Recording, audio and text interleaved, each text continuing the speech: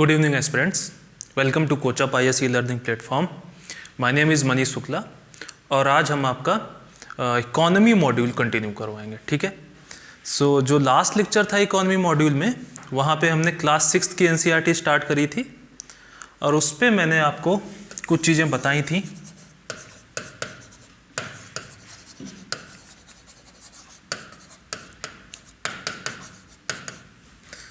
उसमें जो chapter number 1 था the story of A village Palampur, उसमें 3 टॉपिक्स के अंतर्गत उसको डिस्कस किया गया है। जो पहला टॉपिक उस दिन हम लोगों ने जो क्लास में उस पर डिस्कशन किया था वो था फैक्टर्स ऑफ प्रोडक्शन, उत्पादन के कारक।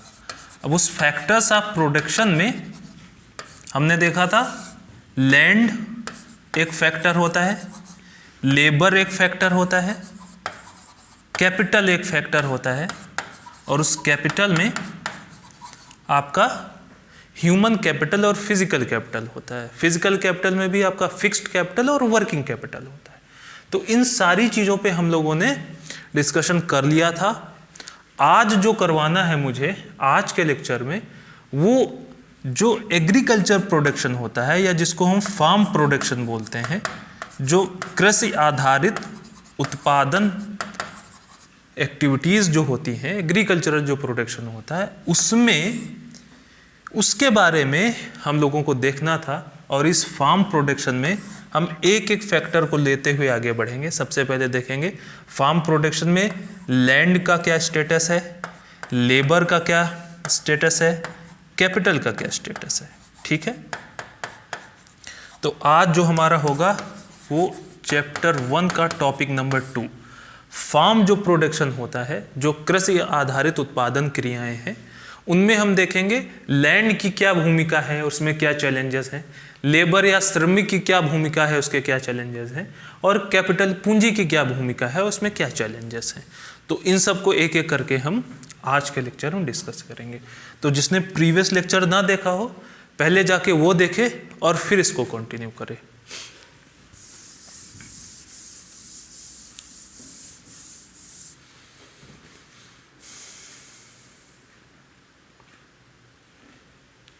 तो ये देखिए आपका farming production activities in Indian villages, ग्रामीण क्षेत्रों में कृषि उत्पादन क्रियाएं। तो कोई भी प्रोडक्शन एक्टिविटी होगी, उत्पादन क्रिया होगी, तो वो किन फैक्टर्स पे डिपेंड करेगी? लैंड पे, लेबर पे और कैपिटल पे। तो ऐसे ही जो फार्मिंग प्रोडक्शन है वो भी आपका लैंड पे डिपेंड करता है, लेबर पे डिपेंड करता है और कैपिटल या पूंजी पे डिपेंड करता है, ठीक। अब लैंड की अगर बात करें तो जब हम फार्मिंग में लैंड की बात करते हैं तो कुछ चीज़ों को हमको वहाँ पे देखना पड़ता है, जैसे कि लैंड की अवेलेबिलिटी क्या है जिस पे आप फार्मिंग करना चाहते हो, लैंड यील्ड क्या है, कितनी प्रोडक्टिविटी है उस लैंड की। फिर हम लैंड सस्टेनेबिलिटी की बात करते हैं, क्या जो हमारी भूमि है वो सतत तरीके से उत्पादन करती जाएगी, और लैंड डिस्ट्रीब्यूशन की बात करेंगे हम वहाँ पे। तो इन फैक्टर्स को, इन चीज़ों को एक एक करके हम बहुत डिटेल में आज डिस्कस करेंगे। उसके अलावा जब हम लेबर की बात करते हैं तो जो कृषि में जो श्रमिक है वो 2 टाइप का होता है। एक आपका फार्मर्स हैं और एक फार्म लेबरर्स हैं। फार्मर्स वो हैं जो कि अपने खेत में स्वयं श्रमिक की तरह कार्य करते हैं, ठीक है। जो लघु एवं सीमांत किसान होते हैं, स्मॉल और मार्जिनल फार्मर्स होते हैं, वो अपनी खेत में, अपनी फील्ड में स्वयं श्रमिक की भूमिका निभाते हैं, ठीक। और फिर जो कुछ बड़े फार्मर्स होते हैं जिनके पास लार्ज फार्म है, 10 हेक्टेयर से ज़्यादा है, 2 हेक्टेयर से ज़्यादा है, ठीक है, मीडियम और लार्ज फार्मर्स हैं, उनको ज़्यादा फार्मर्स की आवश्यकता होती, ज़्यादा लेबर्स, श्रमिकों की आवश्यकता होती है। तो वो कहाँ से आते हैं? वो फार्म लेबर्स होते हैं जो वहाँ पे एज ए लेबर काम करते हैं लार्ज और मीडियम फार्म्स में। अब हम देखेंगे फार्म लेबर्स के क्या चैलेंजेस हैं, जैसे उनका वेज वेरिएशन होता है, ठीक।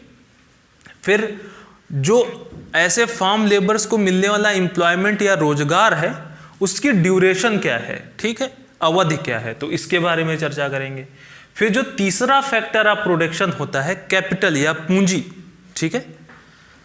तो कैपिटल में हम देखेंगे कि दो टाइप के सेगमेंट हैं, एक आपका स्मॉल फार्मर्स वाला सेगमेंट है और एक आपका मीडियम और लार्ज फार्मर्स वाला सेगमेंट है।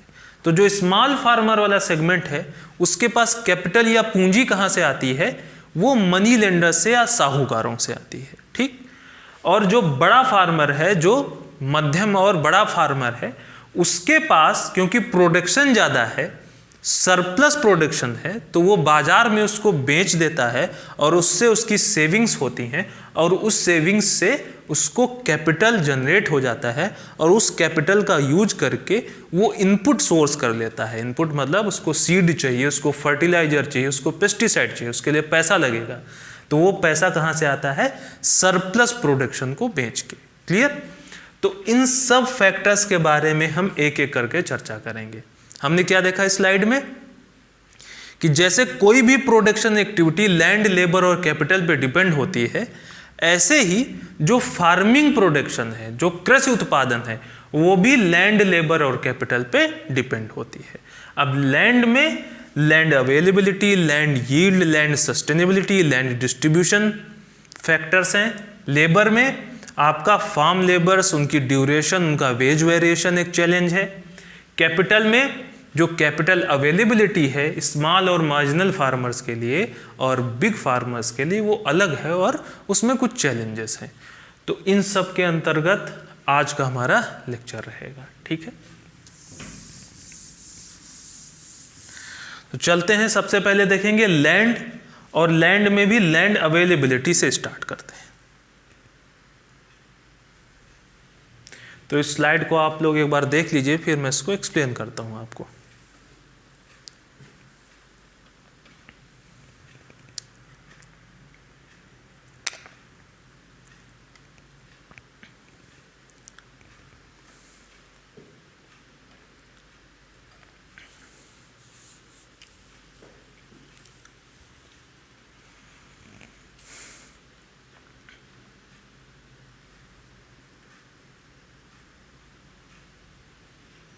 ठीक है, स्टार्ट करते हैं।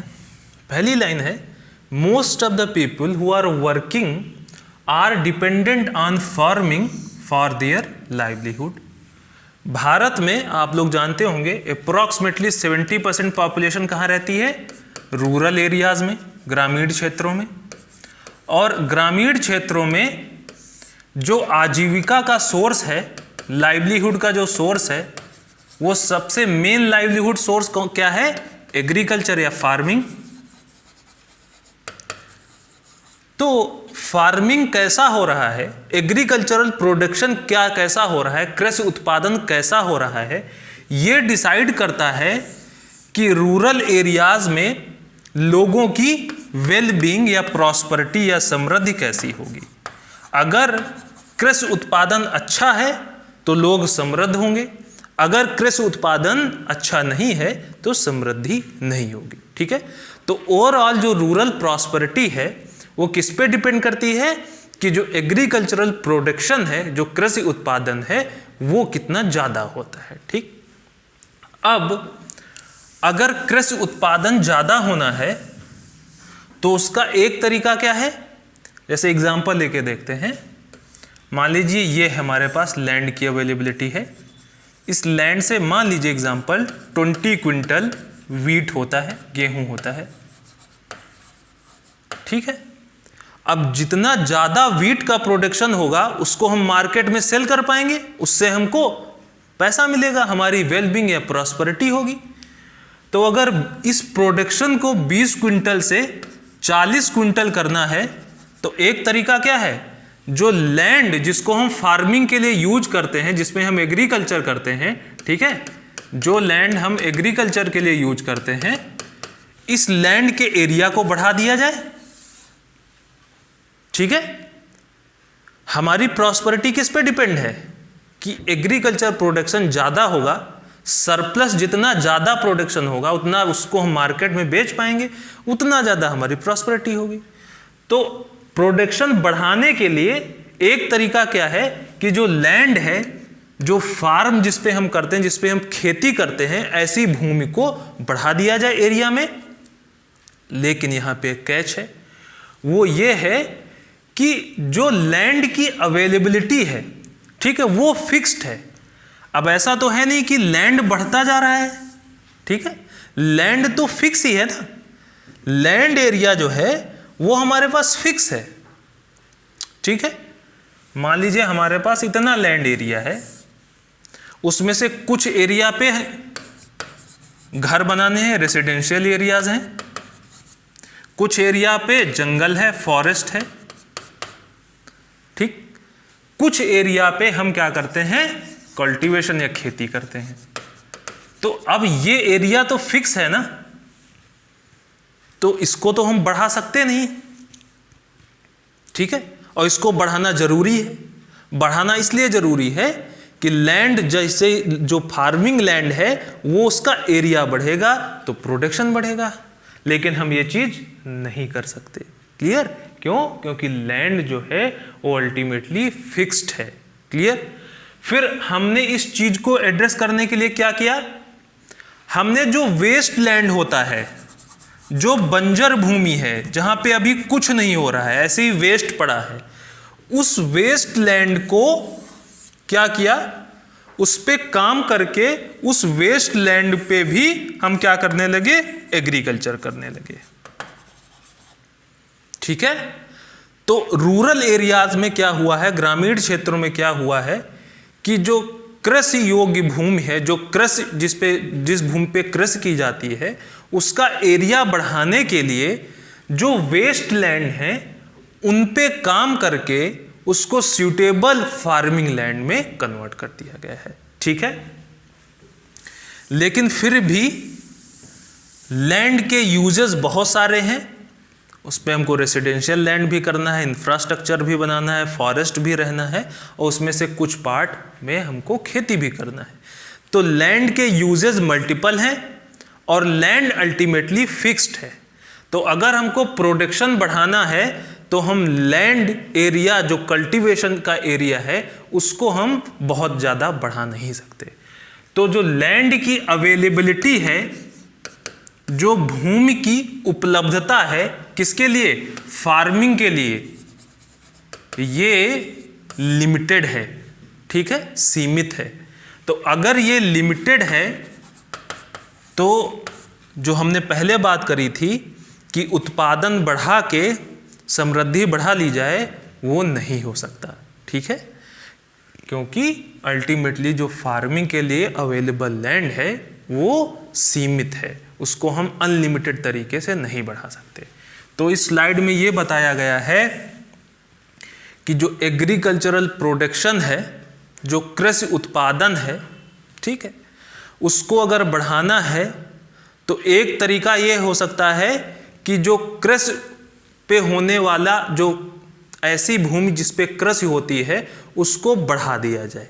लेकिन ऐसा करना प्रैक्टिकली पॉसिबल नहीं है, क्योंकि लैंड, भूमि जो है वो सीमित है। ठीक, अब हम चलते हैं नेक्स्ट स्लाइड में। तो इस स्लाइड को आप लोग एक बार देखें, फिर मैं एक्सप्लेन करता हूं। ठीक, अगर हम लैंड नहीं बढ़ा सकते, जो कल्टीवेशन लैंड है उसको नहीं बढ़ा सकते, तो क्या जो सीमित लैंड हमारे पास है जिस पे हम खेती करते हैं, उसकी प्रोडक्टिविटी बढ़ा सकते हैं क्या, उत्पादकता बढ़ा सकते हैं उसकी क्या? तो इस स्लाइड पे वो बताया गया है आपको। इसको एक बार आप लोग देख लें, फिर मैं एक्सप्लेन करता हूं उसको।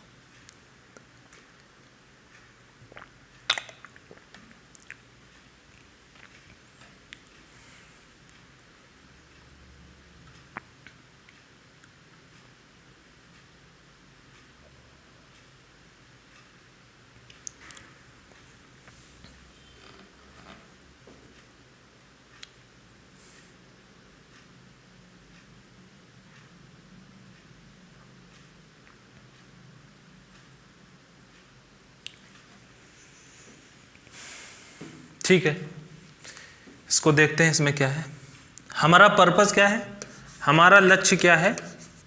हमारा लक्ष्य है हमारी समृद्धि, प्रॉस्पेरिटी। वो प्रॉस्पेरिटी कब आएगी, जब एग्रीकल्चर प्रोडक्शन, कृषि उत्पादन क्या होगा, बढ़ेगा। कृषि उत्पादन बढ़ाने का एक तरीका क्या था, 20 क्विंटल अगर मान लीजिए होता है तो इसको 40 क्विंटल करने का एक तरीका ये था, 40 क्विंटल करने का एक तरीका ये है कि जिस लैंड पे कल्टीवेशन हो रहा है, लैंड अंडर कल्टीवेशन, इसको बढ़ा दिया जाए। लेकिन हम इसको नहीं बढ़ा सकते, अभी हमने प्रीवियस स्लाइड में देखा।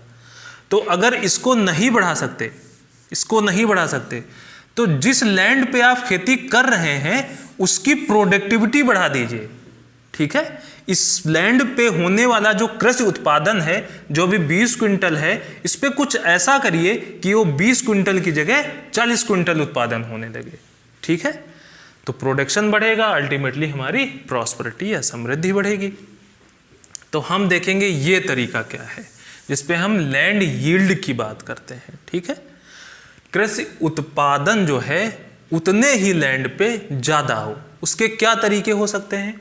एक तरीका है उसका मल्टीपल क्रॉपिंग, बहुविधि फसल प्रणाली।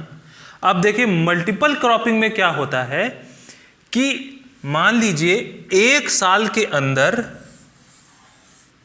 एक ईयर में हम क्या करते हैं, मोर देन वन क्रॉप, एक से ज्यादा फसल का उत्पादन करते हैं। ठीक है, सेम लैंड है आपका, लैंड वही है। ठीक, इसमें हमने जून से सितंबर तक क्या किया, इसी लैंड पे हमने राइस की कल्टीवेशन की। ठीक है, फिर जून से सितंबर तक राइस की करी, फिर आपका अक्टूबर, नवंबर, जनवरी, फरवरी तक हमने इस पे वीट का कल्टीवेशन किया, और मार्च, अप्रैल, मई, जून में इसी लैंड पे हमने क्या किया, आपके वेजिटेबल्स, वाटरमेलन्स, पंपकिन्स, इन चीजों का। तो एक साल के अंदर, एक साल में जो टोटल प्रोडक्शन हुआ इस लैंड से, वो क्या हुआ, बढ़ जाएगा कि नहीं? जून से अक्टूबर तक, जून से सितंबर तक हमने एक फसल ले ली इससे। ठीक है, आपके अक्टूबर से जनवरी तक एक फसल ले ली, और मार्च से जून तक एक फसल ले ली। तो लैंड वही है, लेकिन एक साल में कोई भी समय इसको हम खाली नहीं रहना दे रहे हैं, फैलो नहीं पड़ा है, इसको बोलते हैं परती नहीं पड़ा है। हमारी जो कृषि भूमि है उस पे हम लगातार जून से सितंबर तक एक फसल, अक्टूबर से जनवरी तक दूसरी, मार्च से जून तक फिर तीसरी फसल, कंटिन्यूअस उस पे हम क्रॉपिंग करते जा रहे हैं। तो इसको बोलते हैं हम मल्टीपल क्रॉपिंग या बहुविधि फसल प्रणाली, जिसमें एक लैंड पे एक साल के अंदर हम कई फसलें उस पे क्या कर देते हैं, क्रॉप कर देते हैं। तो अल्टीमेटली होगा क्या, इसमें राइस कर दिया, इसमें वीट कर दिया, इसमें वेजिटेबल्स कर दिया, तो टोटल प्रोडक्शन बढ़ जाएगा कि नहीं बढ़ जाएगा हमारा? और हमको करना तो यही है ना, प्रोडक्शन बढ़ाना है ना, उत्पादन बढ़ाना है। तो उत्पादन जैसे बढ़ेगा प्रॉस्पेरिटी बढ़ेगी। तो प्रोडक्शन बढ़ाने का एक तरीका ये है कि हम मल्टीपल क्रॉपिंग करें, एक साल में कई बार अलग अलग फसलें उगाएं। ठीक, तो ये तरीका हो सकता है। अब इस तरीके के अंतर्गत हम क्या करते हैं, जो रेनी सीजन है, जो अभी चलने जा रहा है हमारा जून से सितंबर तक वाला, जिसमें क्या होता है, आपका मॉनसूनल रेन होती है।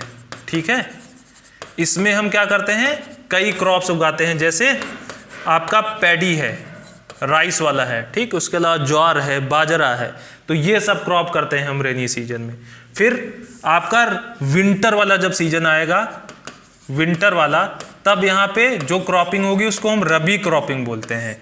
इसमें हम मेनली वीट, मस्टर्ड, ये सारी चीज़ों का उत्पादन करते हैं। ठीक, फिर जो आपका गर्मी वाले मंथ्स होते हैं, जायद जिसको बोलते हैं हम, ठीक है, समर, ये समर जो आपका मार्च से जून होता है, इसमें हम वेजिटेबल्स हैं, पंपकिन जैसे है, ग्राउ, ये सारी चीज़ों का प्रोडक्शन करते हैं। तो ओवरऑल ये होता है कि एक साल में हमारा प्रोडक्शन जो है उसका वैल्यूम जो है वो बढ़ जाता है, ज़्यादा प्रोडक्शन होगा, ज़्यादा सरप्लस होगा, मार्केट में बेचेंगे, हमको ज़्यादा प्रॉस्पेरिटी मिलेगी। अल्टीमेटली हमारा पर्पज है प्रॉस्पेरिटी। अब लेकिन जो मल्टीपल क्रॉपिंग है उसके लिए आवश्यक क्या है देखिए, आपको अगर फसल का उत्पादन करना है, एग्रीकल्चरल प्रोडक्शन करना है, तो आपको उसके लिए इनपुट चाहिए। उसमें से एक इनपुट आपका वाटर है। तो वाटर तो आपका मेनली रेनी सीजन में ही अवेलेबल रहता है, ठीक है। जो विंटर सीजन होता है इसमें आपका वेस्टर्न डिस्टर्बेंस से थोड़ा बहुत पानी आ जाता है, लेकिन ये तो पूरा आपका समर मंथ्स है जिसमें वाटर स्कैरसिटी रहती है। तो अगर आपको मल्टीपल क्रॉपिंग करनी है तो आपके पास सूटेबल इंफ्रास्ट्रक्चर होना चाहिए। उस इंफ्रास्ट्रक्चर में क्या हो, आपके पास सिंचाई के साधन हो, इरिगेशन के इंफ्रास्ट्रक्चर हो, ठीक है। आपके पास साल भर के लिए पेस्टिसाइड्स, फर्टिलाइजर्स, ठीक, इंसेक्टिसाइड्स, इन सब की अवेलेबिलिटी बनी रहनी चाहिए, बिजली आती रहनी चाहिए। तो अगर आपको मल्टीपल क्रॉपिंग करनी है प्रोडक्शन बढ़ाने के लिए तो आपको इंफ्रास्ट्रक्चर पे ध्यान देना पड़ेगा, ठीक। तो एक तो तरीका ये हो गया, अगर हम ईयर की बात करें तो ईयर वाइज यील्ड बढ़ाने का एक तरीका हो गया मल्टीपल क्रॉपिंग। अगर हम सीजन वाइज बात करें, ठीक, सीजन वाइज बात करें तो सीजन वाइज लैंड यील्ड बढ़ाने का एक तरीका क्या है, मॉडर्न फार्मिंग मेथड, आधुनिक कृषि विधियां। अब आधुनिक कृषि विधियां क्या होती हैं, जैसे ये लैंड है, इस लैंड पे मान लीजिए मैं क्या कर रहा हूं, जून से सितंबर तक इस लैंड पे मैं पैडी कल्टीवेशन करता हूं, ठीक। मान लीजिए जो मेरा प्रोडक्शन होता है ये 20 क्विंटल होता है। मैं चाह रहा हूं कि जून से सितंबर तक के मंथ में जो मैं पैडी इस पे उगाता हूं इसका प्रोडक्शन बढ़ के इंक्रीज होके कितना हो जाए, ये 40 क्विंटल हो जाए। ज्यादा प्रोडक्शन ज्यादा प्रॉस्पेरिटी। अब ये 40 क्विंटल करने का एक तरीका है मॉडर्न फार्मिंग मेथड। कैसे करोगे आप ये मॉडर्न फार्मिंग मेथड, आधुनिक कृषि विधियां। अब क्या है ये आधुनिक कृषि विधियां, इनको जानेंगे। तो इस डायग्राम को आप लोग देखिए, इसमें क्या है, सबसे पहले आधुनिक उपज वाले बीज, इनको हम दूसरे उसमें high yielding varieties of seeds भी बोलते हैं, ठीक है। तो ऐसे बीज आप लाइए जिनमें जो यील्ड है वो ज्यादा हो, अधिक उपज वाले बीज हो, ठीक है। फिर इसके साथ आपको क्या चाहिए, फर्टिलाइजर्स चाहिए, ठीक है। उर्वरक, यूरिया, डीएपी आप लोगों ने सुना होगा। ये क्या देंगे, नाइट्रोजन, फास्फोरस, पोटेशियम, ऐसे मिनरल्स ऐड कर देंगे सॉइल में, ठीक है, जिससे सॉइल की फर्टिलिटी बढ़ेगी, ठीक। फिर फर्टिलाइजर्स के साथ साथ आपको क्या चाहिए मॉडर्न एग्रीकल्चर में, इंसेक्टिसाइड्स या कीटनाशक। तो आपको इंसेक्टिसाइड्स चाहिए जिससे आपकी फसल का जो कीड़े हैं वो कम से कम नुकसान कर पाए। उसके अलावा आपको सिंचाई की जरूरत पड़ेगी, इरिगेशन की जरूरत पड़ेगी, ठीक है। अब ये कंट्रोल्ड इरिगेशन की जो आवश्यकता आपको पड़ेगी वो आप कहां से फुलफिल करेंगे, उसके लिए आपके पास क्या होना चाहिए, डैम्स बनाने पड़ेंगे आपको, बांध। उन बांध से आपको कैनाल के थ्रू, नहर नालों के थ्रू आपको पानी जो है खेतों तक पहुंचाना पड़ेगा। तो एक तो डैम्स और कैनाल से इरिगेशन का इंफ्रास्ट्रक्चर देना पड़ेगा, या दूसरा तरीका क्या है कि जो ट्यूबवेल्स होते हैं, ट्यूबवेल्स, ठीक है, फील्ड में ट्यूबवेल लगा दिया जाता है और इसको पावर कहां से मिलता है, इलेक्ट्रिसिटी। तो जो इलेक्ट्रिसिटी या डीजल ट्यूबवेल्स होते हैं वो फील्ड में लगाए जाएं और उनसे जो ग्राउंड वाटर होता है उस ग्राउंड वाटर को एक्सट्रैक्ट करके इरिगेट किया जाए। तो अगर आपको मॉडर्न फार्मिंग करनी है तो आपको क्या क्या चाहिए, उसके लिए high yielding variety of seeds चाहिए, केमिकल फर्टिलाइजर्स चाहिए, यूरिया, डीएपी जैसे, इंसेक्टिसाइड्स चाहिए, इरिगेशन के आपके कंट्रोल्ड इरिगेशन के आपके पास सोर्सेस होने चाहिए, और आपके पास ट्रैक्टर्स और ऐसी मॉडर्न इक्विपमेंट्स चाहिए। तो ये सब की अवेलेबिलिटी जब होगी तब हम क्या बोलेंगे उसको, हम बोलेंगे उस तरीके की फार्मिंग को हम क्या बोलेंगे कि ये मॉडर्न फार्मिंग है, आधुनिक कृषि प्रणाली है। तो भारत में अगर हम बात करें, इंडिया में जो आधुनिक कृषि विधियां हैं वो लेट 1960s में इंट्रोड्यूस हुई थी, 1969 के अराउंड, जिसको हम ग्रीन रेवोल्यूशन या हरित क्रांति के भी नाम से जानते हैं। ठीक है, अब हरित क्रांति जो हुई थी भारत में, एक्चुअली उसमें यही सब टेक्निक्स अपनाई गई थी। High yielding variety of seeds थे, केमिकल फर्टिलाइजर्स थे, इंसेक्टिसाइड्स थे, इरिगेशन इस तरीके से प्रोवाइड कराई गई थी, और ये ट्रैक्टर्स वगैरह इक्विपमेंट्स दिए गए थे। तो इसकी वजह से 1969 से 4-5 साल में ही, इस 1970s के स्टार्टिंग में ही, ठीक, क्या हुआ कि जो हमारा वीट का प्रोडक्शन था वो लीप्स एंड बाउंड्स बढ़ गया, बहुत तेजी से इसका प्रोडक्शन बढ़ गया। फिर धीरे धीरे पैडी या राइस का कल्टीवेशन भी बहुत तेजी से बढ़ा इन विधियों की वजह से। तो इसको हमने क्या बोला, क्रांति या रेवोल्यूशन। तो रेवोल्यूशन क्यों बोला गया, क्योंकि अचानक से जो प्रोडक्शन था वीट और पैडी का वो अपथ्रस्ट कर गया, बहुत तेजी से आगे बढ़ा, और हमको इसने फूड सिक्योर कर दिया। ठीक, तो इसलिए इसको क्रांति बोला गया, ग्रीन रेवोल्यूशन बोला गया, हरित क्रांति बोला गया।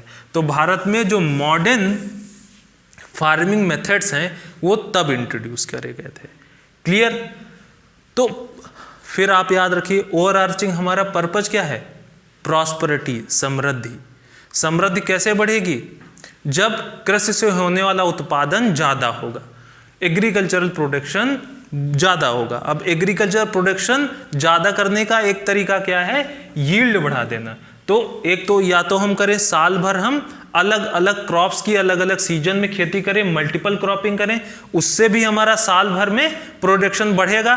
दूसरा तरीका यह है कि जिस एक सीजन में भी हम क्या करें, मॉडर्न फार्मिंग मेथड्स का यूज करें, इन सारी चीज़ों का यूज करें, HYV सीड्स का यूज करें, इंसेक्टिसाइड्स का यूज करें, केमिकल फर्टिलाइजर का यूज करें, पेस्टिसाइड का यूज करें, आपका ट्रैक्टर्स वगैरह का यूज करें। इससे क्या होगा, हमारी यील्ड जो है, प्रोडक्शन जो है वो बढ़ जाएगी और ओवरऑल प्रॉस्पेरिटी आएगी। ठीक है, तो ये तो रहा आपका लैंड यील्ड।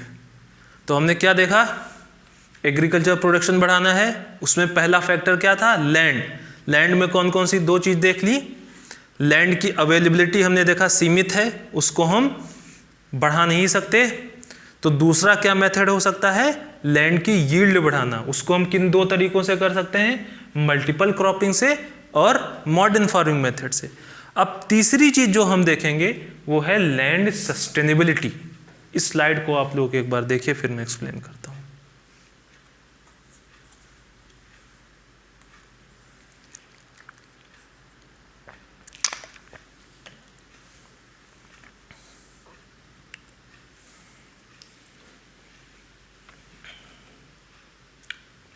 देखिए, स्टार्ट करते हैं लैंड सस्टेनेबिलिटी।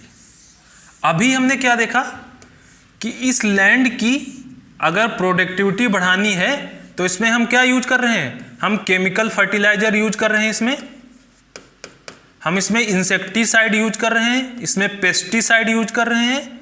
ठीक है, इसमें इरिगेशन के मॉडर्न मेथड से खूब सारा इसमें वाटर दे रहे हैं, इसको पानी दे रहे हैं।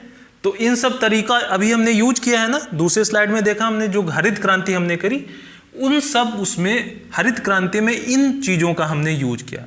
अब इसकी वजह से हो क्या रहा है, लैंड सस्टेनेबिलिटी का इश्यू क्रिएट हो रहा है। कैसे, उन एरियाज में जहां पे ग्रीन रेवोल्यूशन हुआ, वहां पे हुआ क्या है, वहां पे सॉइल फर्टिलिटी का लॉस हुआ है। ठीक है, जो भू उर्वरकता होती है उसकी कमी हुई है। क्यों? क्योंकि हमने हरित क्रांति में या मॉडर्न एग्रीकल्चर में क्या यूज किया, केमिकल फर्टिलाइजर्स। इन केमिकल फर्टिलाइजर्स का यूज करने की वजह से जो सॉइल फर्टिलिटी है वो लॉस हुई है। तो हम देखेंगे ग्रीन रिवॉल्यूशन किन एरियाज में हुआ था, खासकर आपका पंजाब, हरियाणा और वेस्टर्न यूपी। इन एरियाज में केमिकल फर्टिलाइजर्स का बहुत यूज हुआ। तो इन केमिकल फर्टिलाइजर्स का यूज होने से जो लैंड था जिस पे हम खेती करते थे, वहां की जो सॉइल थी, जो मृदा थी, उसकी जो उपजाऊ क्षमता थी, सॉइल फर्टिलिटी जो थी, उसमें क्या हुआ है, लॉस हुआ है, कमी हुई है। ठीक है, क्लियर। अब ये क्यों हुआ है, केमिकल फर्टिलाइजर्स यूज करने से सॉइल की फर्टिलिटी क्यों उसका लॉस हुआ, इसके बहुत सारे कारण हैं। देखिए, एक कारण तो ये है कि जब हम केमिकल फर्टिलाइजर्स यूज करते हैं, ठीक, तो ये केमिकल फर्टिलाइजर्स की वजह से जो सॉइल में रहने वाले माइक्रो ऑर्गेनिजम्स हैं, जो इसमें माइक्रो ऑर्गेनिजम्स हैं, जैसे बैक्टीरिया, अब कुछ बैक्टीरियाज या और भी माइक्रो ऑर्गेनिजम्स ऐसे होते हैं जो सॉइल को फर्टाइल बनाने में मदद करते हैं, लेकिन ये केमिकल फर्टिलाइजर के यूज की वजह से ये सब बैक्टीरिया क्या हो गए, इनकी मृत्यु हो गई। ठीक है, तो केमिकल फर्टिलाइजर्स ने क्या किया कि जो बेनिफिशियल माइक्रो ऑर्गेनिजम्स होते हैं सॉइल में, उनको भी मार दिया। क्लियर। और केमिकल फर्टिलाइजर्स का केवल इतना ही इल इफेक्ट नहीं होता है। देखिए, होता ये है कि जो केमिकल फर्टिलाइजर्स होते हैं वो क्या करते हैं, ये तुरंत वाटर में डिजॉल्व हो जाते हैं, वाटर में तुरंत घुल जाते हैं। तो हमने एक तरफ यूरिया लगाया, पानी डाल दिया, पानी में घुल गए, और जो हमारा प्लांट है जिसकी हम खेती कर रहे हैं, इसको तुरंत ये क्या कर देते हैं, जो मिनरल्स केमिकल फर्टिलाइजर में होता क्या है, मिनरल्स होता है ना, NPK, ये NPK तुरंत इन प्लांट्स को अवेलेबल हो जाते हैं। तो इसलिए हम कहते हैं कि इनका यील्ड बढ़ गया।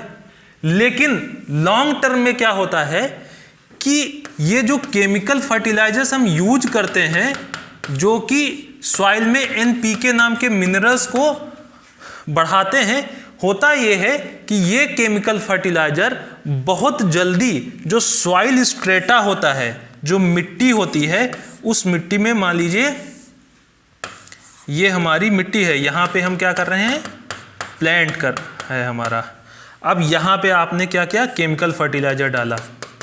अब ये केमिकल फर्टिलाइजर जो होते हैं, ये बहुत जल्दी पानी के साथ क्या हो जाते हैं, लीच हो जाते हैं, सॉइल में, मिट्टी में नीचे चले जाते हैं। क्लियर, लीच होके नीचे चले जाते हैं। और नीचे जो आपका भूजल होता है, जो वाटर टेबल होती है, ठीक, भूजल, उस भूजल को भी क्या कर देते हैं, पल्यूट कर देते हैं। ठीक है, तो एक तो ये केमिकल फर्टिलाइजर क्या हुआ, सॉइल में नीचे चला गया, तो अब इन पेड़ के लिए ये अवेलेबल नहीं रहा, ये तो नीचे चला गया। और दूसरा, इसने जो ग्राउंड वाटर है उसको भी पॉल्यूट कर दिया। क्लियर। तो हमने देखा केमिकल फर्टिलाइजर्स लॉन्ग टर्म में क्या करते हैं, सॉइल की फर्टिलिटी को कम कर देते हैं, मृदा की उर्वरक क्षमता को कम कर देते हैं। ठीक। और फिर ये जो मॉडर्न एग्रीकल्चरल मेथड्स थे जो हमने ग्रीन रेवोल्यूशन में यूज किया, उसमें से एक क्या था, ट्यूबवेल। ठीक है, ट्यूबवेल का यूज करना, क्योंकि हमने ऐसे सीड डाले थे HYV, उनके साथ हमने केमिकल फर्टिलाइजर डाले थे। अब इन सब में पानी ज्यादा लगता है। ठीक, अगर इन सब का यूज करना है तो आपको खेत को पानी ज्यादा देना पड़ेगा। तो उसके लिए होता क्या था कि अगर मान लीजिए ये लैंड है तो यहाँ पे ये क्या करते थे, एक ट्यूबवेल लगा देते थे। ये ट्यूबवेल क्या करता है, जो आपका ग्राउंड वाटर है, इस ग्राउंड वाटर को ऊपर पुल करता है और आपके लैंड को अवेलेबल करा देता है। ये ट्यूबवेल किससे रन होता है, इलेक्ट्रिसिटी से। अब क्योंकि जो ग्रीन रेवोल्यूशन वाले एरिया थे, हरियाणा, पंजाब, वेस्टर्न यूपी, वहां पे ग्राउंड वाटर का इतना ज्यादा एक्सप्लॉइटेशन हुआ कि जो वाटर टेबल थी ये धीरे धीरे क्या हुई, नीचे जाने लगी। ये पहले यहां पे थी, सड़क के नीचे नीचे जाने लगी, इतना ज्यादा इसका एक्सप्लॉइटेशन हुआ। ठीक है, तो इस सब से अल्टीमेटली हो क्या रहा है, जो लैंड है जहां पे हम खेती कर रहे हैं उसकी सॉइल इनफर्टाइल होती जा रही है, उस लैंड के नीचे जो वाटर की अवेलेबिलिटी है वो कम होती जा रही है। तो चैलेंज लॉन्ग टर्म में क्या हुआ, लॉन्ग टर्म में चैलेंज हुआ लैंड की सस्टेनेबिलिटी। क्या ये लैंड सतत तरीके से जो खेती है उसको सस्टेन करा पाएगा कि नहीं करा पाएगा। क्यों, क्योंकि उसकी जो मृदा थी उसकी उर्वरक क्षमता भी कम होती जा रही है, उस लैंड के नीचे जो पानी की अवेलेबिलिटी है वो भी कम होती जा रही है। तो एक तरफ हमने मॉडर्न एग्रीकल्चरल मेथड्स का यूज करके शॉर्ट टर्म में प्रोडक्शन तो बढ़ा दिया, लेकिन लॉन्ग टर्म में क्या चैलेंज क्रिएट कर दिया? सस्टेनेबिलिटी का चैलेंज क्रिएट कर दिया। ठीक है, तो इस चीज को आपको अब समझ आ गया होगा। अब चलते हैं अगली चीज देखते हैं, लैंड डिस्ट्रीब्यूशन। तो इसको आप लोग एक बार देख लीजिए, फिर मैं एक्सप्लेन करता हूं।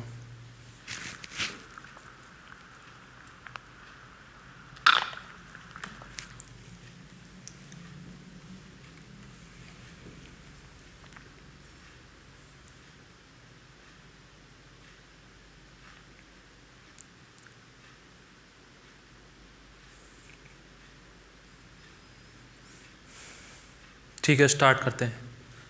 याद रखिए हमारा लेक्चर कहां से स्टार्ट हुआ था? वेल बीइंग या प्रॉस्पेरिटी। अगर ज्यादा प्रॉस्पेरिटी चाहिए तो आपको उत्पादन बढ़ाना पड़ेगा। उत्पादन किन चीज पे डिपेंड करता है? लैंड पे, लेबर पे, कैपिटल पे। ठीक है, अब लैंड के अंतर्गत हमने अभी तक क्या क्या पढ़ लिया है? इसकी अवेलेबिलिटी, इसकी यील्ड, सस्टेनेबिलिटी। अब पढ़ेंगे हम क्या?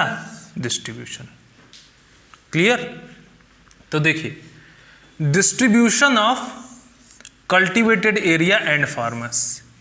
इंडिया में जो टोटल फार्मर्स हैं, कृषक हैं, उनमें 85 to 86% ऑफ द फार्मर्स कैसे हैं? जो कि आपके स्मॉल एंड मार्जिनल फार्मर्स हैं। मतलब 86% ऑफ टोटल फार्मर्स कैसे हैं? जिनके पास 2 हेक्टेयर से भी कम का एरिया है, लैंड। ठीक है, तो 85 to 86% फार्मर्स कैसे हैं? वो आपके इधर कल्टीवेटेड एरिया है, इधर नंबर ऑफ फार्मर्स है। ठीक, तो 85 to 86% ऑफ द फार्मर्स कैसे हैं? मार्जिनल एंड स्मॉल फार्मर्स हैं, जिनके पास 2 हेक्टेयर से भी कम का लैंड है। ठीक है, तो आपके 85%, अगर 100 फार्मर इंडिया में हैं तो उसमें से 85 फार्मर ऐसे हैं जिनके पास जो लैंड है वो 2 हेक्टेयर से भी कम का लैंड है।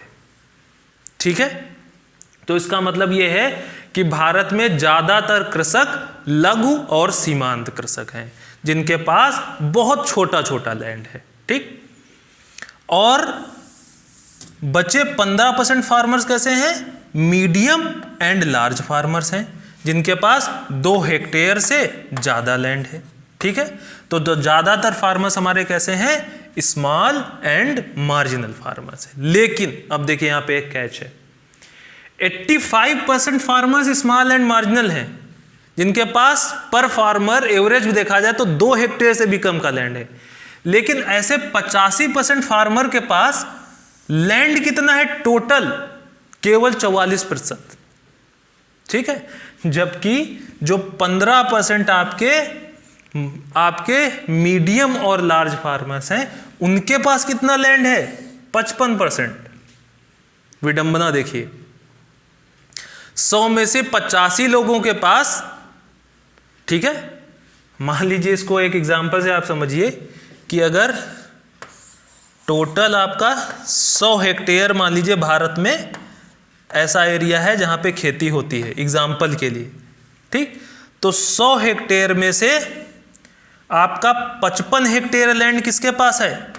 55 हेक्टेयर लैंड केवल और केवल 15 ऐसे किसानों के पास है भारत में जो मध्यम और बड़े फार्मर्स हैं, और बाकी बचे 85 फार्मर्स के पास केवल कितना लैंड है? बचा हुआ आपका 45%। ठीक है, तो ये क्या है? इनजस्टिस, अन्याय। क्लियर? तो कहने का मतलब भारत में जो लैंड डिस्ट्रीब्यूशन है, जो कृषि भूमि का वितरण है, वो बहुत अनइवन है। ठीक, अब ऐसा क्यों हुआ? तो इसका एक हिस्टोरिकल पर्सपेक्टिव है। भारत में जो पहले सिस्टम था, जमींदारी सिस्टम, उस जमींदारी सिस्टम में आप लोग हिस्ट्री में पढ़ेंगे आगे चल के, उसकी वजह से हुआ क्या कि जमींदार के पास लैंड एक्यूमुलेट होता चला गया और जो आपका खेतिहर किसान था, ठीक है, जो किसान था आपका, उसके पास लैंड कम होता चला गया, ठीक है। अब इसके बहुत ब्रॉड हिस्ट्री है, वो हिस्ट्री में आप बहुत डिटेल में पढ़ेंगे। आज़ादी के बाद ये बोला गया कि हम भूमि सुधार करेंगे, लैंड रिफॉर्म करेंगे। उस लैंड रिफॉर्म के अंतर्गत क्या होना था, यही जो अनइवन डिस्ट्रीब्यूशन ऑफ लैंड है इसको बैलेंस करना था, ठीक है। जिनके पास बहुत ज़्यादा लैंड है उनसे लेके जिनके पास बहुत कम लैंड है उनको डिस्ट्रीब्यूट करना था। लेकिन वो लैंड रिफॉर्म भारत में प्रॉपरली इंप्लीमेंट नहीं हो पाया, उसके बहुत सारे कारण रहे, ठीक। तो क्योंकि भारत में जो लैंड का वितरण है वो बहुत अनइवन है, ठीक। अब इस डायग्राम से भी आप समझिए, इसमें देखिए कितने छोटे छोटे जोतों के वो हैं, छोटे छोटे आपके क्या हैं, फील्ड्स, ठीक है। तो आपने देखा भारत में टोटल जितना फार्मर है उसका 85 to 86% कैसा है, वो आपका स्मॉल एंड मार्जिनल फार्मर्स है, लघु एवं सीमांत किसान है। लेकिन उस 85% ऑफ द फार्मर के पास जो टोटल लैंड है वो 50% से भी कम है। तो बहुत अनइवन डिस्ट्रीब्यूशन है। अब अनइवन है क्योंकि डिस्ट्रीब्यूशन है तो इससे होगा क्या, प्रोडक्शन भी तो नीचे आएगा, ठीक है। मान लीजिए अब इतना छोटा छोटा लैंड अगर टुकड़ों में बटा हुआ है, ठीक, तो इतना 2 हेक्टेयर से भी कम का अगर लैंड किसी के पास अवेलेबल है तो इस 2 हेक्टेयर के लैंड में आप प्रोडक्टिविटी कैसे बढ़ा सकते हैं। इसमें आप मशीन का इस्तेमाल ही नहीं कर पाएंगे, इतना छोटा लैंड है, ठीक है। तो इस वजह से हो क्या रहा है कि हमारा प्रोडक्शन जो है वो अफेक्टेड हो रहा है एडवर्सली। क्यों, क्योंकि लैंड का हमारे यहाँ क्या हो रहा है, वितरण जो है वो बहुत इम्बैलेंस्ड है। हमने कहाँ से स्टार्ट किया था, एग्रीकल्चरल प्रोडक्शन। एग्रीकल्चरल प्रोडक्शन में पहला फैक्टर हमने देखा था लैंड। उस लैंड के अंतर्गत हमने 4 चीज़ें देखी, availability, yield, sustainability and distribution. तो आपका लैंड यहाँ पे कंप्लीट होता है। अगला फैक्टर जो होता है किसी भी प्रोडक्शन में वो है लेबर। तो ऐसे एग्रीकल्चरल प्रोडक्शन में भी लेबर फैक्टर होगा। अब हम देखेंगे लेबर की क्या स्थिति है एग्रीकल्चरल प्रोडक्शन में। तो इस स्लाइड को आप लोग एक बार देख लीजिए, फिर मैं एक्सप्लेन करता हूँ।